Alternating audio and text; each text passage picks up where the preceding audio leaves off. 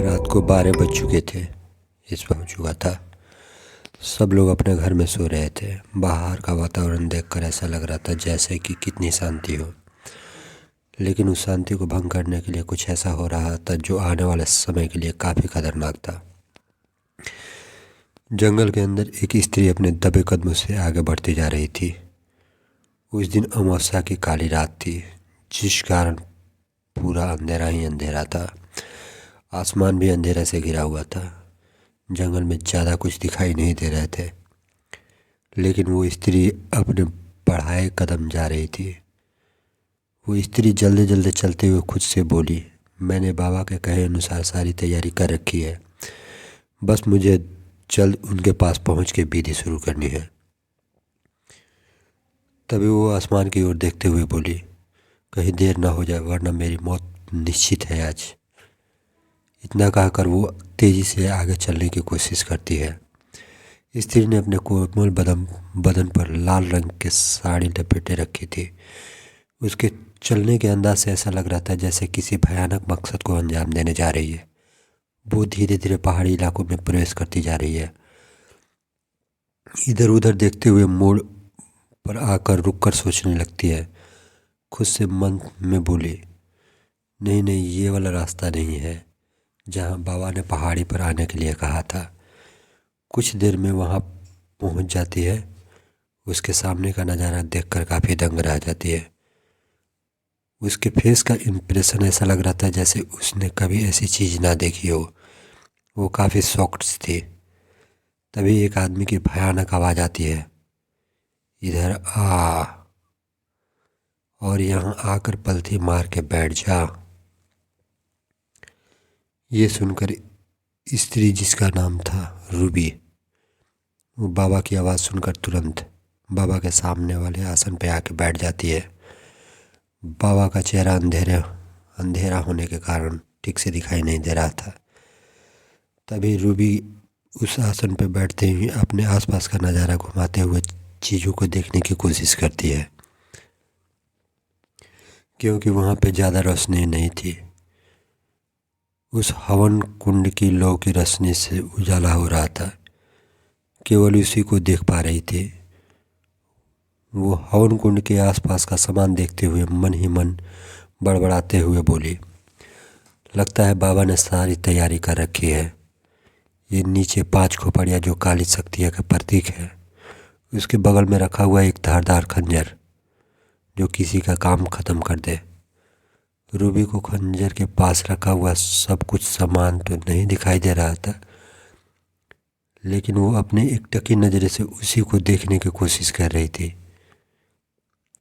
लेकिन वो लाख कोशिश देखने के बाद पूरी चीज़ दिखाई नहीं दे रही थी। तभी उस अघोरी बाबा की नज़र रूबी पर पड़ती है। वो उस पर चिल्लाकर बोलता है, ये तू क्या कर रही है? तुझे इस वक्त अपना मन स्थिर रखना है, तभी कुछ हो पाएगा।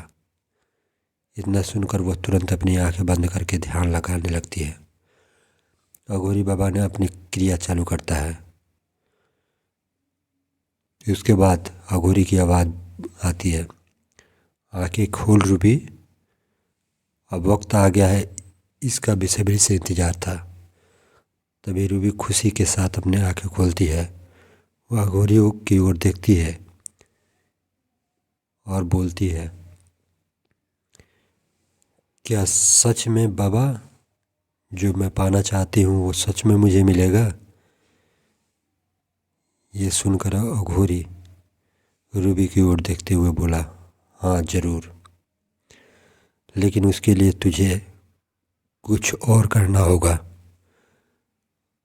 अघोरी ने इतना कहा ही था कि रूबी तुरंत उत्सुकता होते हुए बोली, लेकिन उसके लिए मुझे क्या करना होगा? तभी अघोरी आगे बोला, तुझे शक्ति के बदले खुद को अपने शैतान को सौंपना होगा। ये सुनकर रूबी काफ़ी घबरा गई। कुछ पलों के लिए बिल्कुल खामोश हो चुकी थी, लेकिन तभी अपनी खामोशी तोड़ते हुए, ठीक है बाबा, मैं तैयार हूँ, कहकर बोली, पर मैं पूरे गांव को बर्बाद कर दूंगी अब इतना करने के बाद मैं अपने कदम पीछे नहीं हटा सकती है। आप आगे बताइए क्या करना होगा। ये सुनकर अघोरी भयानक हंसी हंसते हुए बोला,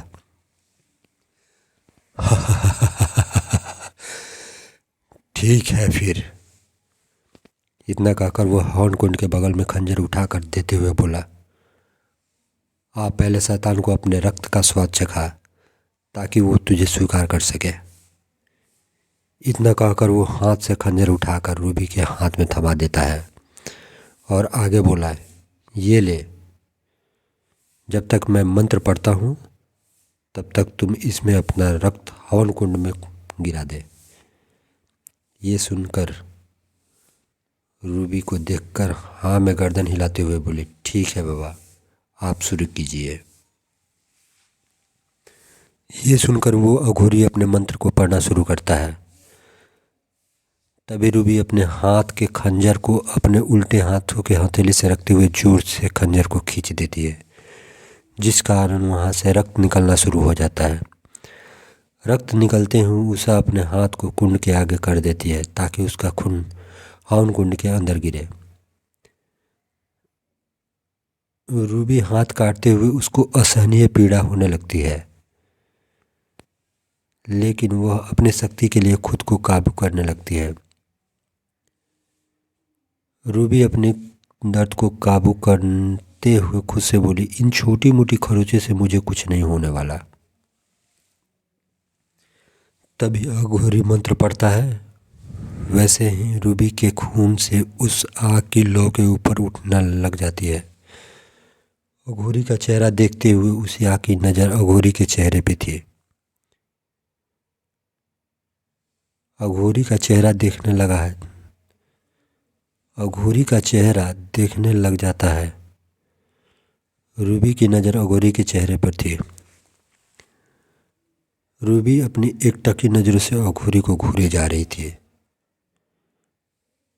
अघोरी की बड़ी बड़ी जटा उसके अगल बगल लहरा रहे थे। अपने सिर पर त्रिमंड लगाए हुए था। उसका शरीर भस्म लगी हुई थी। आग की लौ में उसका मुंह एकदम भयानक सा लग रहा था। रूबी अघोरी को देख ही रही थी कि तभी अघोरी रूबी को देखते हुए बोला, अब अगला कदम शुरू करते हैं। अब तुम नीचे जो भी रखे काले थैले में जो रखा है उसे तैयार हो जाओ।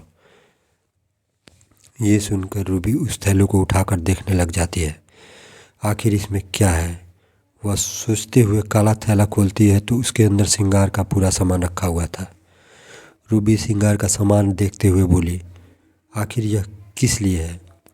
उसका मन करता है वह अभी अघोरी से पूछे कि इस श्रृंगार में क्या होगा, लेकिन उसका तभी एक बात याद आती है कि अघोरी ने कहा था कोई सवाल मत करना, इसलिए वह सोच समझ कर चुप हो जाती है। वह जल्दी जल्दी श्रृंगार करने लगती है। कुछ ही देर में श्रृंगार पूरा हो जाता है। वह सच के तैयार हो जाती है, जिसमें गजरे, आँखों के काजल, होठ पे लाली, पैर में पायल और सर पे बड़ी सी मंटिका और उसके हाथ में 5 इंच की चौड़ी चूड़ी थी। तभी रूबी अघोरी को टोकते हुए बोली, बाबा मैं तैयार हो चुकी हूँ, अब बताएं आगे क्या करना है। यह सुनकर अघोरी अपनी आंखें खोल देता है। अघोरी रूबी को ऊपर से नीचे की ओर देखता है। वो पूरी तरह से सज चुकी होती है। चलो अब आखिरी कदम वक्त उठाने का आ चुका है, अब हमें चलना चाहिए यहाँ से। यह सुनकर रूबी मन में सोचती है, अब आखिरी कहाँ जाना है, क्या अब भी कुछ करना बाकी है। इतना सोचकर वह चुप हो गई। तभी वह अघोरी उठता है, अपने हाथ में मसाल लेते हुए अपने हवन कुंड की अग्नि की ओर से वहाँ से मसाल को लेकर अपने आगे बढ़ने लगता है। अघोरी आगे आगे चलना शुरू करता है, पीछे से रूबी भी चलती जाती है। रूबी के दिमाग में बार बार एक ही सवाल आता है, आखिर अब कौन सा कदम हो सकता है। क्या मुझे ये शमशान लेकर जा रहे हैं या कहीं और। ये सारे सवाल रूबी के अंदर बार बार चल रहे थे। कुछ देर चलने के बाद अघोरी एक हवेली के सामने आ जाता है। काफ़ी पुरानी हवेली थी। रूबी के सामने खड़ी होकर पूछती है, बाबा आखिर ये हवेली कैसी है और इसके अंदर भी हमें कोई काम है क्या, या कोई और विधि करनी है? ये सुनकर अघोरी हंसते हुए बोला, करनी है ना, मुझे नहीं, तुझे, वो भी अकेले। ये सुनकर रूबी थोड़ा सहम सी जाती है, लेकिन अपना डर मुंह पे आने नहीं देती है। तभी अघोरी हंसते हुए बोला, अब इसके अंदर तुझे जाना होगा ताकि शैतान तुझे काली शक्तियाँ प्रदान कर सके। उस हवेली को गौर से देखते हुए हवेली का नज़ारा इतना भयानक था कि किसी का दिल दहल जाएगा। ऐसा लग रहा था जैसे कि कितनी खौफनाक हवेली थी। पर रूबी को इससे कोई फर्क नहीं पड़ रहा था, क्योंकि वह धीरे धीरे अपना मन उन काली शक्तियों को पाने के लिए इतना उत्सुकता थी कि वह कुछ भी कर जाने को तैयार थी। वह शैतान से भी लड़ जा सकती थी, शैतान से मिल भी सकती थी, वह खुद शैतान बन सकती थी। इतना सोच कर वो अंदर जाने लग जाती है। अघोरी रूबी को टोकते हुए बोला, अब मेरा काम ख़त्म हो गया है, अब मैं यहाँ से चलता हूँ। यह सुनकर उसके बिना सवाल किए हुए वह अंदर प्रवेश कर जाती है। जैसे ही उस हवेली को प्रवेश करती है, उसमें वह देखती है कि हवेली में पूरे तरीके से अंधेरा हो चुका है। चारों तरफ अंधेरा ही अंधेरा था, जैसे कि वहाँ 2000 वर्षों से कोई नहीं रहता था। एक दो कदम अपने बढ़ाने लग जाती है, वैसे ही धीरे धीरे उसके सामने रोशनी होने लगती है। जैसे ही रोशनी दिखती है, वो अचानक एक ही झटके में डर जाती है, लेकिन वह अपने डर पे कंट्रोल कर लेती है। ऐसा लग रहा था जैसे कोई लालटेन चला रहा है। रूबी डरते हुए खुद से बोली, यहाँ काली शक्तियाँ का सम्राट आ तो नहीं गए? वो धीरे धीरे अपने कदमों को डर के कारण आगे बढ़ाई जा रही थी। वह अपने मन में सोचते हुए बोली, ऐसा लग रहा था जैसे इनमें कई हजार सालों से इंसान ना हो। इसका सुनसान होना ही लगता है जैसे इसमें कोई ऐसी भयानक कोई और सी आत्मा हो।